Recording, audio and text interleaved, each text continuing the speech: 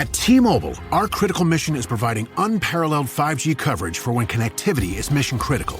Introducing T-Priority, America's best 5G network experience for first responders, even in times of congestion. More capacity, faster speeds, better coverage. T-Priority from T-Mobile, built for tomorrow's emergencies, ready today. Discover more at t-priority.com. For qualifying organizations on eligible rate plans, coverage not available in some areas and may be impacted by emergencies.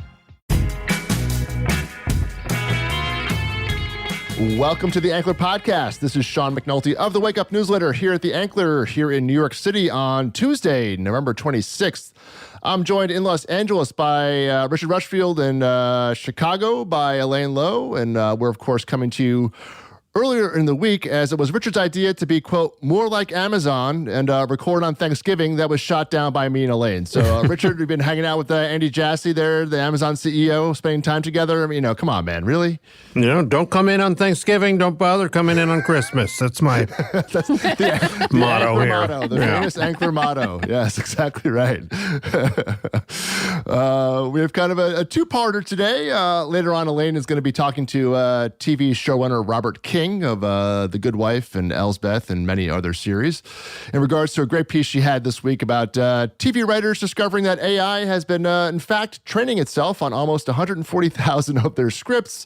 Elaine, remind me, what was the AI residual rate in the WGA agreement last year? Do you remember what that number was? Mm-hmm. No, it's all of TV writers' worst AI fears come to life this year. After what seemed like a very abstract thing last year on all the picket signs, but we'll get into that later. Mm-hmm, indeed. We also have our resident awards season expert, the prestige junkie herself, Katie Rich, joining us here on the pod to dive into where all things Oscar are at as we, I guess we're midway, 2/3 of the way through the Oscar race. Katie, where do you describe this right now? I mean, we are kind of midway, but also no awards have been handed out yet, so it's a very strange thing. That's about to change right after Thanksgiving. You get the Gotham Awards, critics' prizes, and it all kind of goes very fast from here, but we're kind of in the last moment where everyone is desperately sending out their screeners and swag and saying, please watch my movie, and hoping for the best. So this is the last time we'll see Katie for a little bit of a while. So enjoy Thanksgiving with your family there, Katie. I'm doing this instead of watching The Seed of the Sacred Fig. Damn it. I'm going to get there someday. Well, we appreciate the sacrifice, Katie. Thank you very much. But first, Richard, Hollywood has been dominating the cultural conversation over the past week or so. Did we time travel and no one told us, Richard? What's going on here? Yeah, them again. It's we're back. We're making movies. Making hits. We're coming up with memes. We're annoying meme words to. Yeah, we got popcorn buckets. We got new popcorn buckets going. Yeah. The Nosferatu one was just unveiled yesterday. So what was that? What's this? Another one. It's I don't want to ruin it for you, but it's a coffin. So that seems very exciting on brand for Robert Eggers there, Katie. Yeah, I think that's, Richard, I need to have them send you the Nosferatu perfume that I was sent, which is basically supposed to smell like what a vampire smells like. I gotta say, it smells kind of good. Really? You smell? You smell good if you've been alive for 600 years it's like and a chilly, are dead for 600 years? refreshing scent. Maybe I'll get them to send you a bottle too, Richard. You can I love it. I don't know. I saw the teaser trailer for that movie. I wouldn't say refreshing was the word that was coming out. It looked good, but I wouldn't say that was my thing on it. Anyway, of course, referring to hashtag Glicked or Glicked. Katie, I need a ruling on this. Is this Glicked or Glicked? I heard, I've been saying Glicked, but I honestly haven't been saying anything. Like Barbenheimer really stuck, and I don't think that the Glicked has really... It's funny how they still seem separate despite the kind of dual. Yeah, well, Barbenheimer became a meme because people were doing this thing as a joke, going to see one and then the other. And or seriously, Richard, I don't know. There was a joke for everybody, but whatever. There was a relation between them, and people were making this commentary about one is very light and one is very, very serious.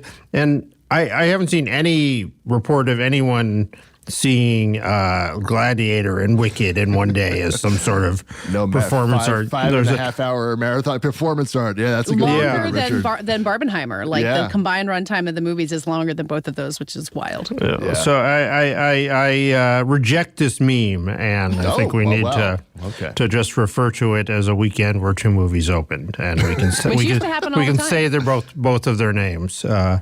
Yeah. Kind of a throwback here, Katie. I mean, who knew? Offering the American public two huge options in different genres. I mean, this might just work. I don't know. What do you guys think?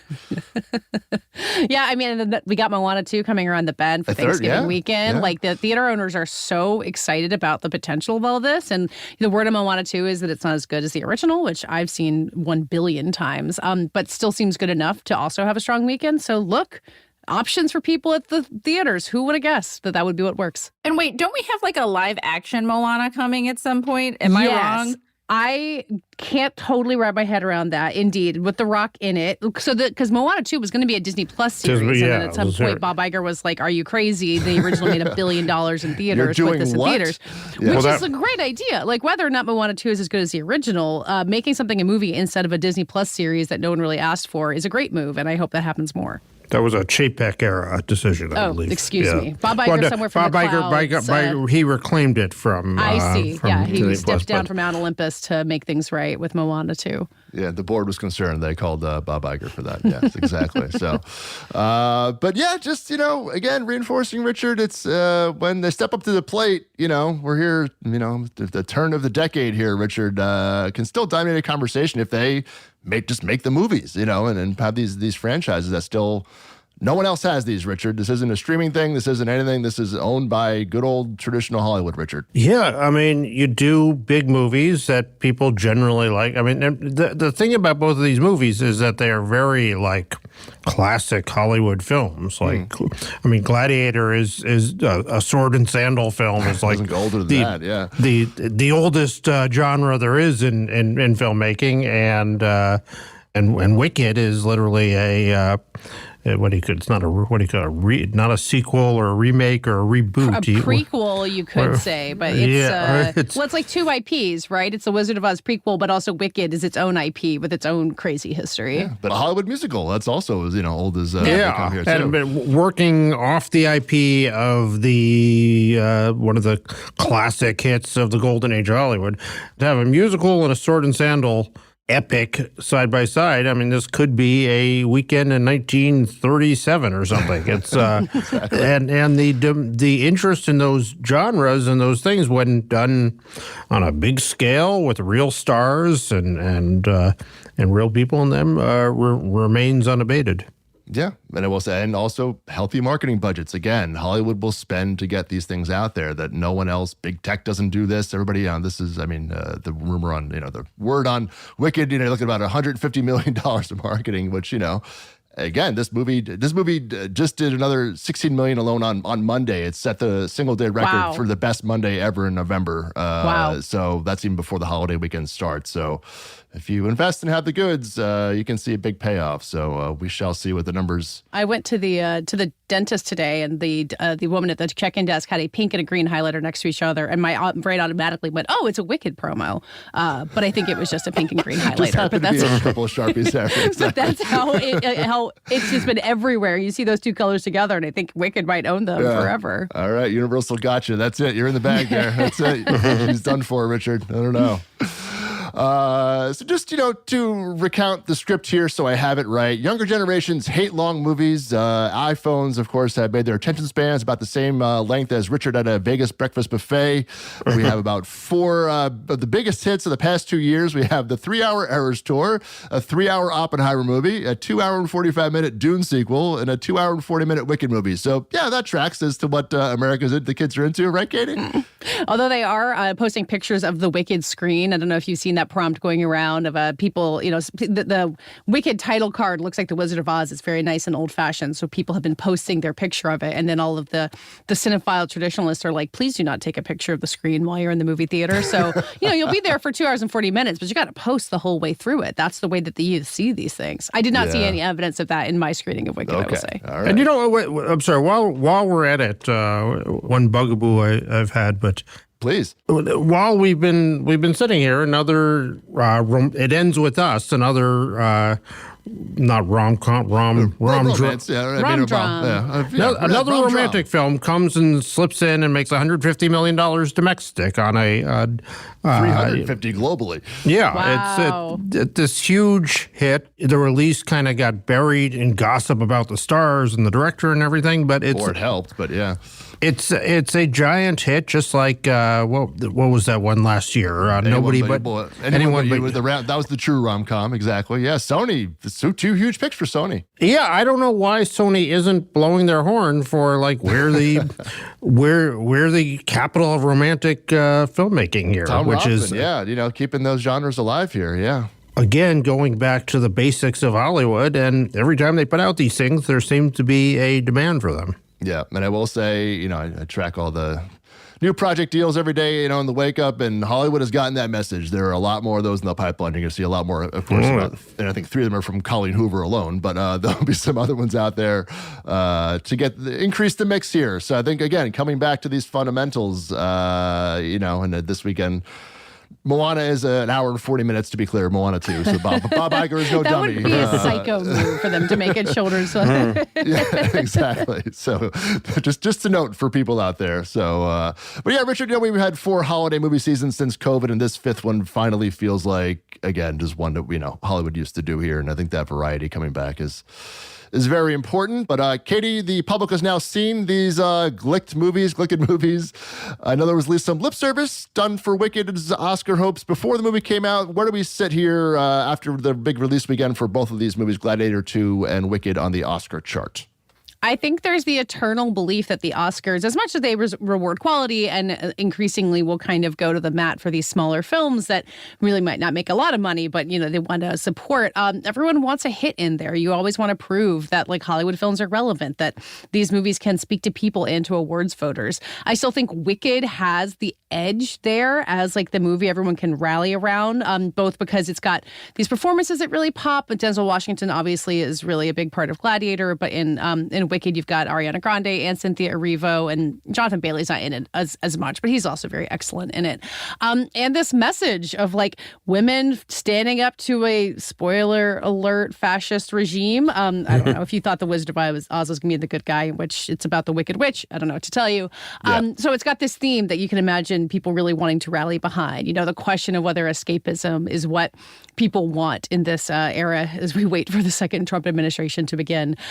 Gladiator has some of that too, but it does feel like it's a sequel to a Best Picture winner. There is kind of a limit to it in some way, although I am still a real true believer in Denzel Washington. I think his performance is really an all-timer, even by his standards. And I don't know what to start predicting in terms of wins for any of them. But, at this point, we had been holding a spot for Dune Part 2 as the big budget spectacle and Best Picture. And I think now both of them might make a case for it. I feel like with Wicked, if it were just one part, if this were the complete film, that it would be almost a front runner for Best Picture right now. Sure. But the fact that there's another one coming out gives them an out to we'll do it on the Rings theory of we'll get to you eventually. Yeah. Wait, how long is it till the second one comes out? Is it a year? A year. Yeah. Next year. Okay, that's not a bad wait.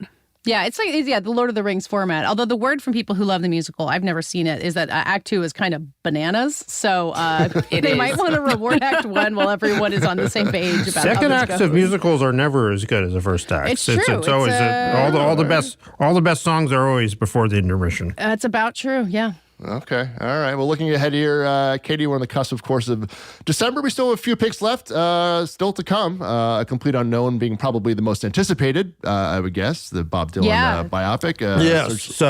Searchlight also has Night Bitch coming out. But that's probably the big one there, Richard. Which brings us to the important topic of that. I think it was, 3 months ago, 6 months ago, on this podcast and others, and at every meal I had, I predicted a Complete Unknown sweep of the Best Picture. And to my knowledge, that hasn't happened yet, Richard. Just for the record, I think the ongoing, our recurring "I told you so" segment. But it hasn't been awarded. It didn't win anything yet. It is still under embargo. The premiere is next week. The hopes are high from the words that has leaked out from embargo has confirmed all.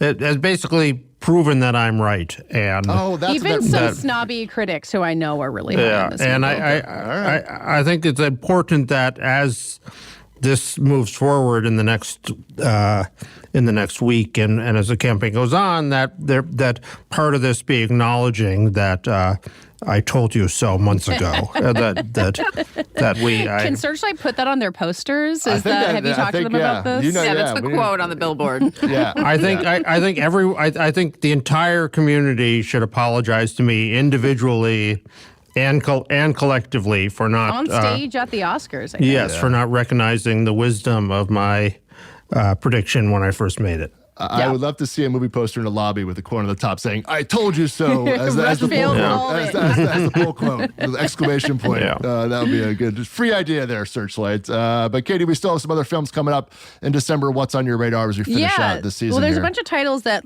people have been talking about since festival premieres. Better Man, the Robbie Williams biopic, in which he's played by a CGI ape, is opening in the U.S. I think it's going wide mostly in January. I expect it to be a much bigger hit in the UK and Australia, where Robbie Williams is a bigger deal. Sure. Also, The Fire Inside, which is the sports boxing drama with Brian Tyree Henry, is opening. Baby Girl, the A24 film with Nicole Kidman, is opening later in December. September 5, about ABC Sports during the Munich Olympics. I kind of thought that was already out. This is one of the things that happens. It got pushed to mid-December recently. Yeah, it's coming out in December. Nickel Boys from Amazon MGM is coming out. And then some bigger ones like Nosferatu. You can go to the theater smelling like Nosferatu. Exactly. And I would flag Mufasa not as necessarily a Best Picture contender, but it does have songs from Lin-Manuel Miranda, and my beloved Best Original Song Oscar race is still wide open. So I'm keeping an eye on that one also. All right. The Almodovar pick too from Sony Pictures Classics. Oh, sure. Right? Yeah, the Room Next. And this is the thing is can I remember if that ever came out? Sony Pictures Classics will often release its films really late in the year. Like they did this for The Father, which won Anthony Hopkins the Oscar. Right. I think Bleecker Streets is doing the same thing with Hard Truths on the Mike Leigh film. It's going to get a tiny release. So a lot of those you might hear about vaguely opening for a week, but if you want to see them in theaters, like January, February is more likely. All right. So where do we stand here of what's come out so far? Obviously, we had the early festival buzz, so on and so forth. It seems, Conclave's doing amazingly well. Anora's doing good box office there. Real Pain just kind of came out a couple of weeks there. Strays. Richard, did you put this in my script? Strays is not on there. No, sorry, everybody. It's true. Did Strays come out this year? Is that last year? No, but it doesn't matter, Katie. It doesn't matter. This is Richard's a complete unknown of last year. So well, the director is a real contender for best documentary. So he can maybe sort of bring Strays along. So it can be best documentary Will and Harper and Strays. That's how it usually works. Yeah. So anyway, Katie, what's the front runner? Is there a front runner at this point? What's up? I think most people tell you there's not one, which is what makes it totally fascinating. And not every Oscar year is this isn't unusual. I would say the Coda year was a similar situation where everyone kind of looked at each other and said, well, maybe Power of the Dog is just going to win Best Picture. Right. And then Coda comes and runs up behind it. This year, Anora has been kind of the default frontrunner. It's the Palme d'Or winner. It's been a hit with audiences. It is kind of a movie that you can show to anybody, despite being about a sex worker and profane in all the different ways. I don't know if I want to watch it with my parents, but maybe they would enjoy watching it. Not the Thanksgiving gathering movie this year? Not quite. But, Mikey Madison is this huge breakout star. Sean Baker is a director that, people have had affection for, but also his movies have been kind of not that big a hit with the Academy before this. So there's been, I think, this open question of look, people love Anora, but if something else swoops in, will everyone want to rally behind that? And I had been thinking, maybe A24 brings Sing Sing back as a feel-good movie. Right. Maybe Wicked becomes a big hit. And now, honestly, I haven't seen A Complete Unknown, but I feel like a lot of people are looking at that and saying if something's going to take the crown from Anora, this might be the one. They certainly are. Yes. Yeah. So according to as was foretold. That's from the Rushfield prophecies. Upon high. Yes, exactly. Then acting-wise, you mentioned Mikey Madison, certainly Denzel. Any other performances you think they're standing out so far across categories? With all of those, there's no clear frontrunner. As has happened a couple times in the last few years, Best Actress is wildly competitive. There's so many people who are good in there. We're talking about Demi Moore and The Substance being maybe in there to get a nomination. That's how competitive it is. Whereas Best Actor is there are 4 people who everyone seems pretty certain is going to get nominated, and then a 5th slot that is totally up for grabs. Not that there aren't other good performances, but there's just not kind of an obvious narrative to it. So I think there's potential for surprises in there. This is also why when we look at Ariana Grande, it's like, oh, not just that she might like pop in there for a performance that like really showed a new side of herself. Like, what if she wins Best Actress for Wicked? So it's so anybody's ball game in all those categories. No, ABC would love that, I'm sure. I think they would. Well, if she and Selena Gomez both get nominated, that would be the real, triumph for all time. Well, all right, so you mentioned this. Let's transition. My final wrap up here is, how things going with the streamers as a foray into the Oscars. Amazon, you mentioned Nickel Boys is coming out. Sure. And the other was the Fire Inside, yeah. Fire Inside with the boxing movie, I should say. So there's a couple there, maybe not favorites. We'll see. Apple Blitz was the only one that I came to mind. Am I forgetting anything truly else? That's what they've got. And that doesn't seem to be. I like Blitz a lot. I've been Yeah? a real defender of it. I think a lot of British critics really fell for it. And I don't know what that means totally. This idea of like a movie with international support that's harder to see if you're in the U.S. Sometimes they can emerge later on, like All Quiet on the Western Front played that role a couple years ago. So true. I wouldn't write it off. But yeah, it does seem like, a year after Killers of the Flower Moon, Apple has a smaller presence this year, which seems intentional. Steve McQueen, big director, certainly. Sure. And, Saoirse Ronan, big talent. But I just feel like that I'm not, it's obviously a UK-based story there. So maybe the BAFTAs for that one, maybe it's not so much more the Oscars. Maybe. We'll see. And then Netflix, said before mentioned Selena Gomez for Emilia Perez. Yeah. It's been on the service for 2 weeks now. It has not made any charts globally in the US, UK, or Canada where it's available.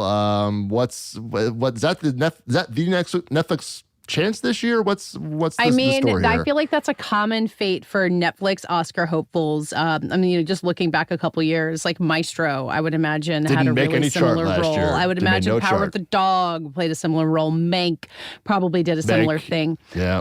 Netflix has the power to get so many eyeballs on things like Hot Frosty, and then when it comes to these awards movies, doing very well, by the way. I haven't seen it yet, but throw it in there in the mix if you want to. So I don't know that not charting will keep Emilia Perez from getting 9 Oscar nominations, because plenty of Netflix films have done that in the past.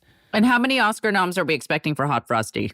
Is there an original song? I feel like they could really throw on a snowman. Or is that more of like a Teen Choice Awards category? Like MTV Movie Awards are welcome to do whatever they want. I don't know. Yeah. But it's kind of a weird thing for these films to have to compete on the as Netflix is this. Was it 200 million people service now? More close to 300, yeah. 300 million people service. These are films that, whether they're shown on, Emilia Perez, if it were on the big screen and given a major release, was not going to have 70 million people going out to see it. Sure. So in this place where it's on a chart with, again, Love is Blind and Hot Frosty and everything, They made it for other reasons, and they it's. picked it up in Cannes, yeah. I mean, let's see how would Gladiator do against Love is Blind? I'm a Gladiator on that one, but yeah. But all right. So this raises a larger question for me. We're let's say 5 years into maybe a little bit longer, Katie, into the Netflix quest for an Oscar. Is that what? 2017 is kind of the Roma earliest beginnings of it. Yeah, Roma's 2018. What else we have in the pantheon here? That hang on, I put it up on Wikipedia. The Irishman, 2020, the Martin Scorsese movie, which is a masterpiece, was same year as Marriage Story. Sean, you had proposed that might have been their high watermark. Best shot for American movie. So, it might have been Power of the Dog. I think a lot of us really thought it was going to win Best Picture until Coda kind of surged. And then I was going to throw out that All Quiet on the Western Front was a real success for them. Like, that's a movie that premiered really quietly in Toronto. No one really knew what to make of it. And then it really surged at the end of the Oscar race. It won 4 Oscars, I think. Edward Berger, the director of Conclave, directed that. And I think it probably got watched by people also. Oh, no, it was a massive hit. No, they've had success in the Fort, even Society of the Snow also. Yeah, that's what I was thinking of too. Those are 2 of their all-time biggest foreign films ever. Like those films have performed. Yeah. The American side, there's nothing that has resonated with their viewership. I mean, maybe not nothing, but even if all these Oscar movies come in last place on their charts, it's money well spent for them. It's because because it's all about, in the end, if you're going to make a show, you need talent to do it. Especially you need stars. Adam Sandler might not be worried about it in every show, but if this whole giant service puts out the sign on the door saying we're not in the awards business anymore, it it just has a chilling effect towards talent. Talent is less interested in taking a meeting there, less interested in talking to them, less you know. Is that even really true though? In an era where you have more than 200 million eyeballs globally on your service, like, isn't that the appeal enough? No, they want to get an Oscar. But if your film isn't a prestigious, you know, Jason Bateman's still doing the carry-on action movie. Like, he may not bring his prestige movie there, but, like, you know, he's not going to work with Netflix, or name a person who's doing, you know, a commercial movie for Netflix. They know what's going to work on Netflix. But if you have a smaller film, it makes the whole thing more respectable, and you're not just working for Walmart anymore. You're working. That's fine for the people in Netflix, but and Jason Bateman doesn't want to think of himself as working for Walmart. He may be making a show for the Walmart audience, but let's put it this way. To make a series for Walmart.com, you're going to have to add a couple extra zeros to his whatever you're paying him.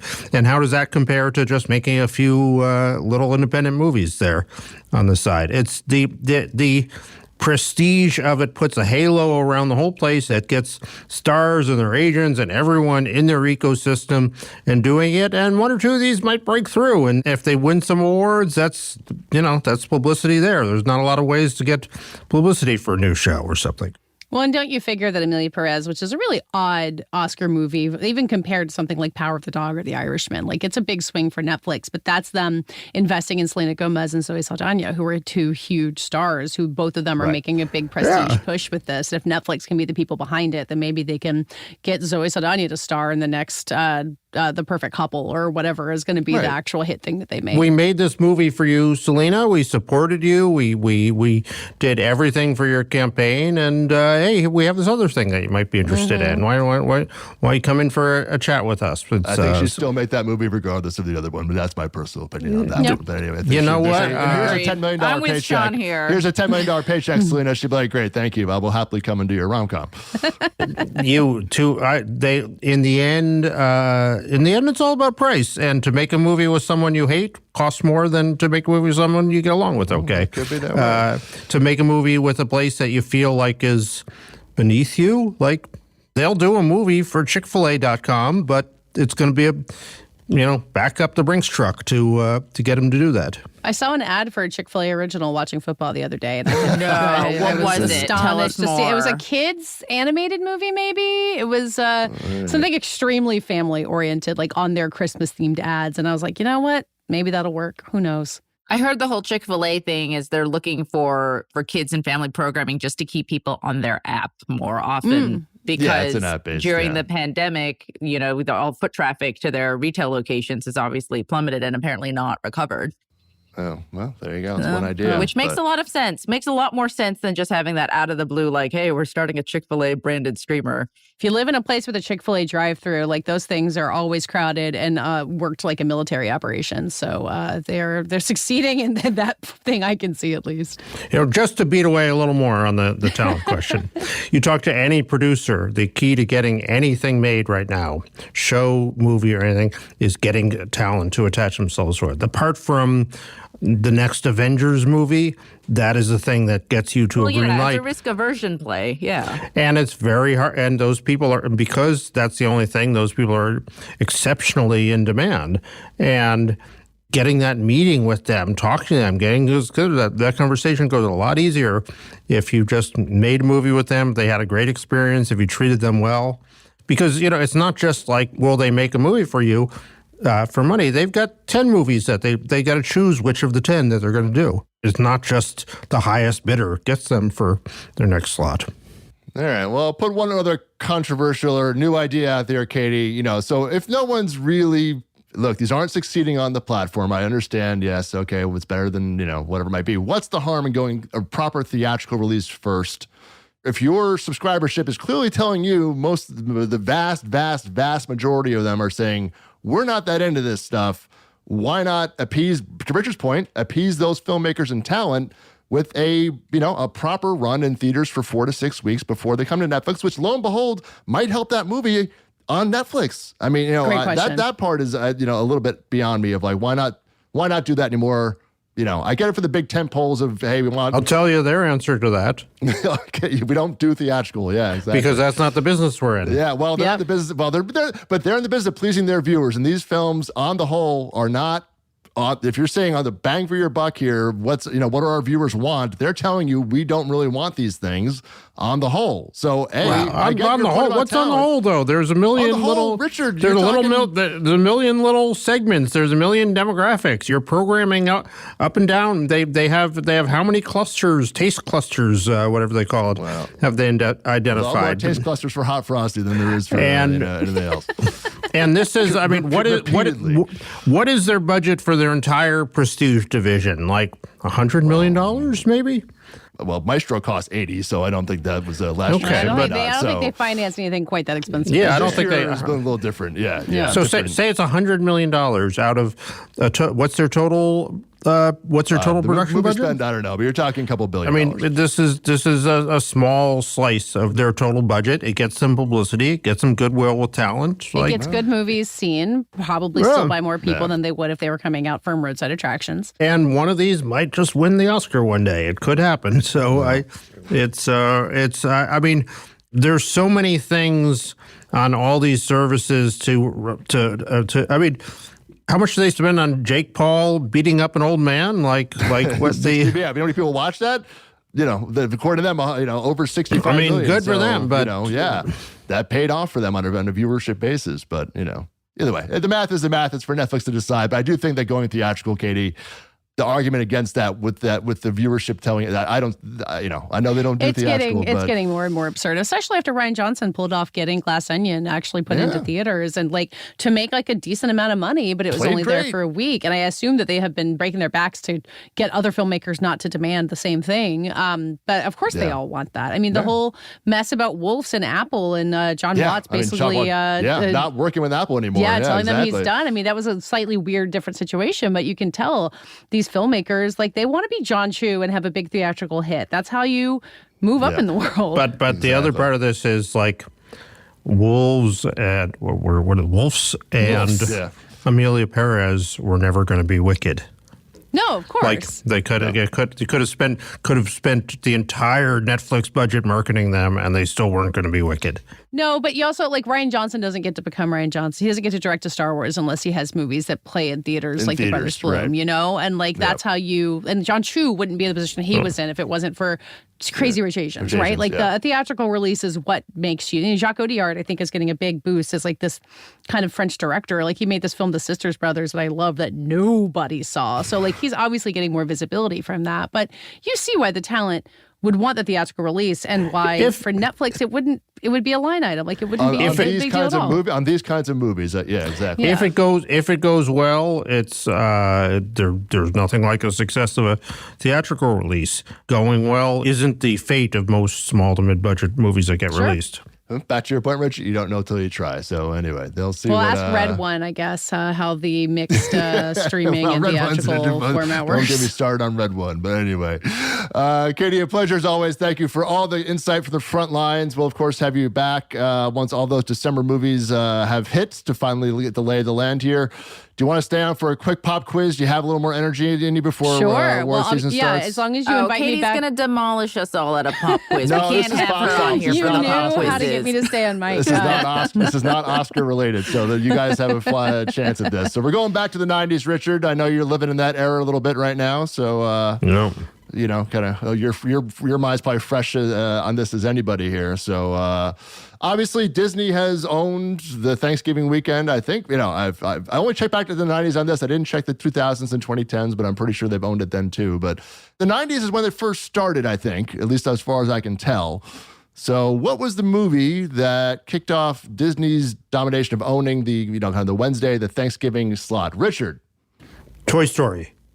Very good. Wow. With an asterisk. An asterisk. That was the first movie that debuted for that weekend. The Santa Claus was the year before, but it was week 3 of the release, so it wasn't that Thanksgiving weekend. But they did win 94. Toy Story was 95. So very good, Richard. I knew something. Congratulations. Who was in the 90s? Who was the studio that owned the other side of the coin before Disney started? I'm going to guess Fox because of Home Alone. Any other guesses? That sounds right. let's just go with Katie's, and always a good idea. I'm going to copy off of Katie's answer. I'm assuming I'm wrong because Sean didn't tell me I was right. No, I was giving anyone else the floor to give another answer. No, we always go with Katie's. So yes, you are correct. Home Alone 1 was 1990. Home Alone 2 was 92. They both dominated those Thanksgiving weekends. There was a film. I'll give you a bonus point here, Katie. There was a film in 93 that Fox also did that won. That opened like that one Thanksgiving open number one on Thanksgiving weekend. Disney had no entry. Disney had no entry this year. Yeah, 93. Is it a family film specifically? It's a family, not animated, but a family film comedy. I probably went to see it. I'm going to guess Problem Child. I don't think that's it. Oh, all right, not that. Richard, any thoughts on that? Not for. This is a live-action movie? It's a live-action movie. You probably don't associate with Thanksgiving, or I didn't when I saw this. Okay, run it down for me again. It's a Fox movie, 1993, opened to $20 million. Then a family comedy. I bet live I saw action. It too. Family comedy. Yeah. Okay, I was going to say Die Hard. Give us a little more than that. Give us another hint. No, that's two, but it stars one of the greatest comedians of all time. It's not. I'm thinking of Robin Williams and Aladdin, but that's Disney. Is it Robin Williams? No. Yeah, is it Mrs. Doubtfire? There you go, Lane. There you go. Look at that. Nicely done. There you go. That was a team effort. That is a fantastic holiday release, Mrs. Doubtfire. That movie did gangbusters. Yeah, that was. I don't associate that with Thanksgiving though. That's why I was like, I thought it was a summer movie. In my mind, I feel like it's a summer movie. But she puts her face in a cake. There's food. Well, there's the restaurant scene. They go to the beach. There's the pool scene with the run by fruiting. Yeah, it's run by fruiting, exactly. So, yes. The Robin Williams classic of 1993 was the Fox big Thanksgiving movie. So, well done. Nice team, three-hander team effort.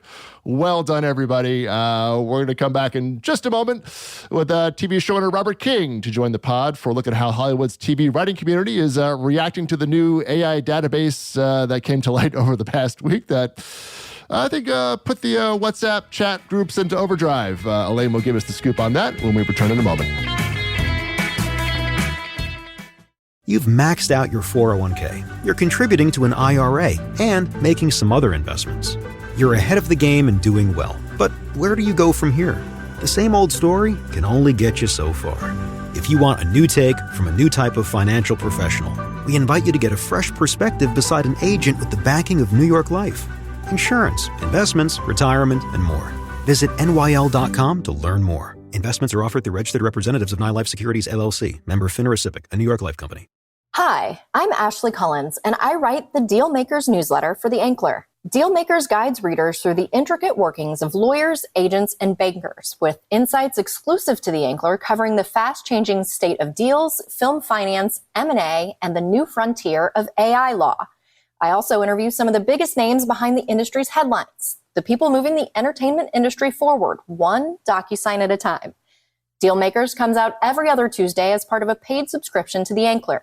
So please join me by subscribing today at theankler.com.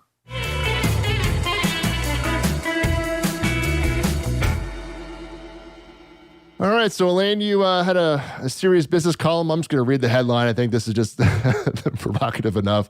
TV writers found 139,000 of their scripts trained AI. Hell broke loose. So what hell was breaking loose in Hollywood over the past week? So last week, The Atlantic came across this data set. There's a writer and programmer there who went and looked through this data set that had essentially sourced from opensubtitles.org, which is a site where people upload all sorts of subtitle files that they get from like DVDs and Blu-rays and online streams. And there's a data set there that is apparently being used by major companies from Meta to Apple to reportedly train AI. And so this writer at The Atlantic created this search tool where you can look up the 139,000 TV and film scripts in this data set to see if, how many Shonda Rhimes scripts are in there, how many Ryan Murphy scripts are in there. And it turns out there's a lot. There's like over 500 Shonda scripts in there. Wow. Oh, nearly 350 Ryan Murphy scripts. There's like like every episode of The Simpsons and Futurama. And it's something that really set writers' group chats aflame this week. And so, I was talking to some writers, get their sense of what their reaction is to it. Also wanted to talk to some lawyers just to get a sense of like, what's the legality around this? Like, are you allowed to create an AI data set that's just harvesting these uploaded subtitle files? This is all copyrighted material. Right. And if you're a writer, like, what recourse do you have? Because you don't even own the copyright to that. The studio owns the copyright to that material.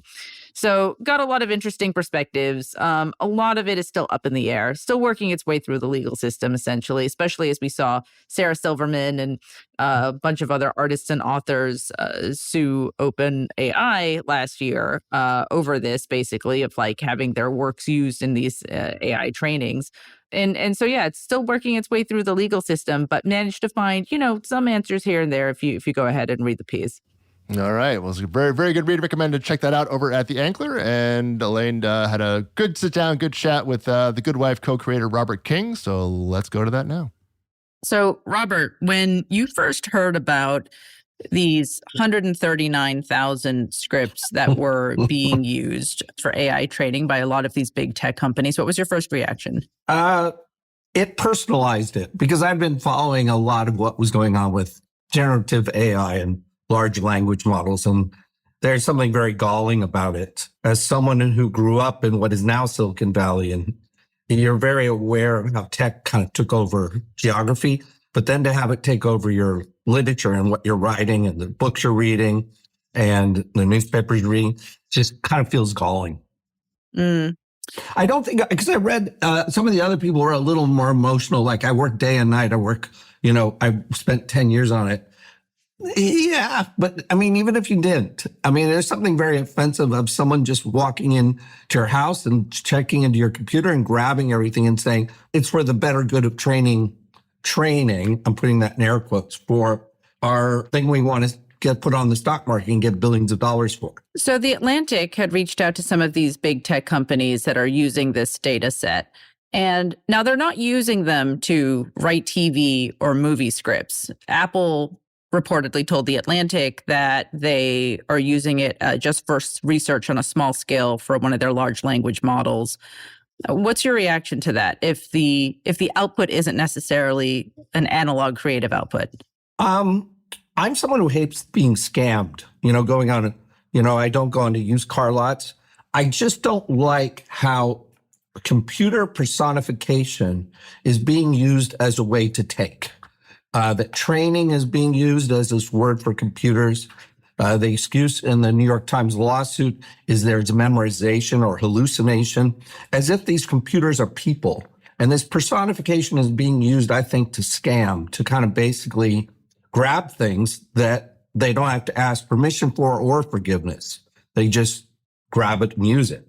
So with regards to it's being used to train, so these large language models can speak in more human-like language, is a little bit of a scam if you look at the New York Times lawsuit, especially the appendixes of the evidence against OpenAI. I know Apple is an OpenAI, but they all kind of work off the same idea of large language models, which is if you scale up and use enough of actual human writing, the computers will reflect more a human-like sensibility of how they express their opinions or how they communicate with the user. And again, these are people who are not doing it for free. They're doing it to sell it, to make money from it. So I'm not comforted. Are you comforted? If I were a writer, any writer, I wouldn't be comforted. Sarah Silverman's not. It's like, wait, I wrote this. This is mine. I thought copyright protected me. Right. Yeah, I guess I was wondering if it makes a difference for you if the idea that your work and the work of all of these other TV and film writers is going into, say, the example that's been tossed out there is, what if it's helping to make your customer service experience a little less frustrating when you're calling up a robocaller, at a bank or something? So it's a little bit more of a human-like experience. Does that make a difference for you in the way that this might be used? No, I'm sorry. Maybe if it was a saint in India using it to help people, but you're talking about getting some people laid off so that the computer do what they do. and making that experience more pleasant. What do I give a shit about that? I'm sorry, don't use my scripts for that. That kind of makes it more going. Sorry, don't scam me more by saying, well, it's really doing some good. It's, then I don't have to pay as much for employees on an assembly line of customer service. Now I can have a computer do it. Seriously? That's the greater worth of it? No. If you had the option to take all of your scripts out, the 181 credited scripts that you have in this system versus being compensated for use by them, because that's a potential model that some companies like Vermilio and others are exploring in terms of like authenticating and tracking, which input goes where and like how much of a script is used in an eventual AI model. I'm speaking now for younger writers, and writers might maybe on their way up, or money is good. Money is the way capitalist societies designate value. There is this sense that artists should be really about the artwork, and a lot of billionaires say that so they can steal the artwork. But I think it's good for younger writers to be paid if their scripts are being used in some way that they didn't decide was part of what they're after. Now, again, we don't own our copyright as writers and TV writers. Right, the studios do. The studios do. So we don't have any say over it. What we do have is, collective bargaining, where we can argue that you should be getting money for this. I really don't know why the studios aren't making more of a fuss about their scripts being used, but the writers should, because we should be paid. I think that is a worthy thing to be pursuing in a capitalist society. When you've been talking to other writers and showrunners, has anybody been considering any kind of action or going to the guild or any of that? Yeah, there are some writers who are going to the guild about it. But again, the guild has so many issues probably ahead of it. I do think, it might come about through kind of some foreign levies system where at least, I forgot when that started. I think in the early 90s, maybe late 80s, there was a system to try to award creatives, writers, directors, actors, for the reuse that came about through video recording.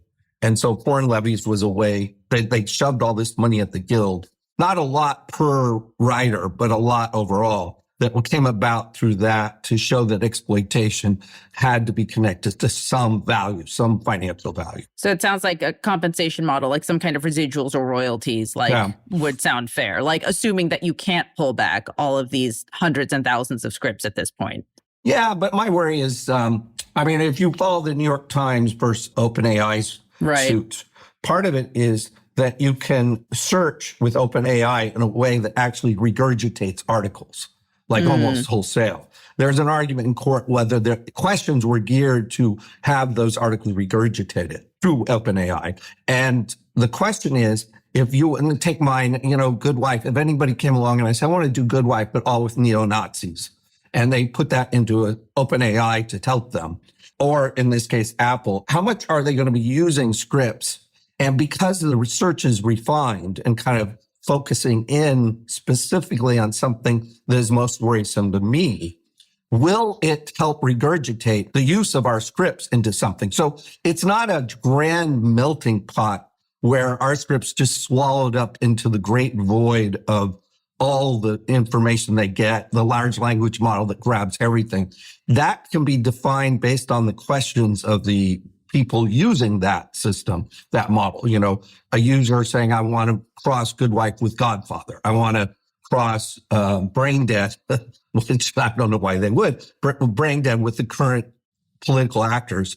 How much is it being regurgitated in the same way it was in this New York Times lawsuit? Right. Like if there are actual whole chunks of phrases and things that come back up, as opposed to it sort of being finally reused. Or even my style of writing. Everybody has a different style of writing. You read Aaron Sorkin, even without being told it's Aaron Sorkin, that's an Aaron Sorkin script. AI basically accesses his style. It accesses Michelle as my style, my co-writer. That is something that is the essence of being a craftsperson or an artist. It's not something that we just say, okay, open your doors here, take whatever you want. if you want something, buy it. That's the capitalist system. We're not, suddenly all these billionaires who go on about Ayn Rand are really exploiting people and not paying them for it. Lastly, what are you hoping to see from the studios? They've been pretty quiet on this front, at least on the press-facing side. I wish I do think the studio sometimes buys into a fiction of what generative AI is. There's a fiction that is a little based on our own mistakes, which is creating matrices and whatever, that computers, that they are magic in a way. That algorithms are magic, that they can start creating things that are equivalent to Shakespeare when they're accessing things. I wish the studios saw and didn't think they were Luddites for seeing through what is a scam, in my opinion, which is this personification of generative AI is being used to pick your pockets. And if there's somebody deep in the business affairs and legal departments of the studios that sees that and is arguing that, I wish the people who had their eyes closed when streaming came in and didn't realize their business is being replaced by somebody else. They really just need to wake up and start paying attention. And, I hope they're exploiting it in some way. If they are, just even so that I can respect people who are a little more aware of what's going on around them. I got to imagine that the studios have internal AI R&D going on that they're just not sharing yet with the general public. But, it's interesting that you hit on that point of you felt like they were behind in streaming. There was a lot of to-do about sort of where the major entertainment companies were in the streaming wars in a pre-Netflix era. And this seems very much so another inflection point in terms of technology. Yeah, to me, it's a little bit like what happened with Section 230, which is that the internet baffles people, or let's say high tech, baffles people with technology that has its own language. And so they feel a little bit limp because they're facing last year's battles or last decade's battles. They don't see the battles that are coming. Or right here.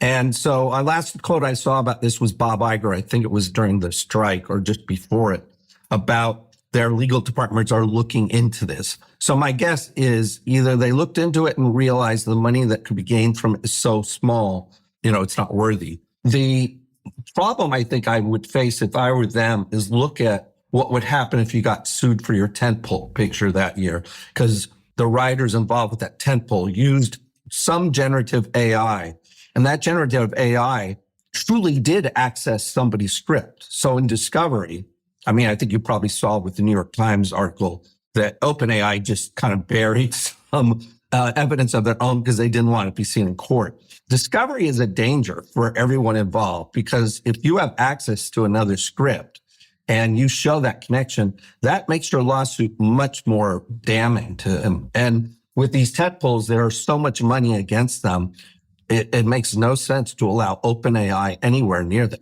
when writers are comparatively much cheaper than a lawsuit. Well, thank you so much for being with us, Robert. Really appreciate your thoughts. No problem. And just so you know, if my tone was angry at some point, that is purely because it's early morning. I feel a little dispassionate and logical about this, that I think people need to be paying more attention, creatives especially. All right, that was Elaine's conversation with TV showrunner Robert King. That wraps up the pod for this week. Enjoy your Thanksgivings, and we'll see you next time.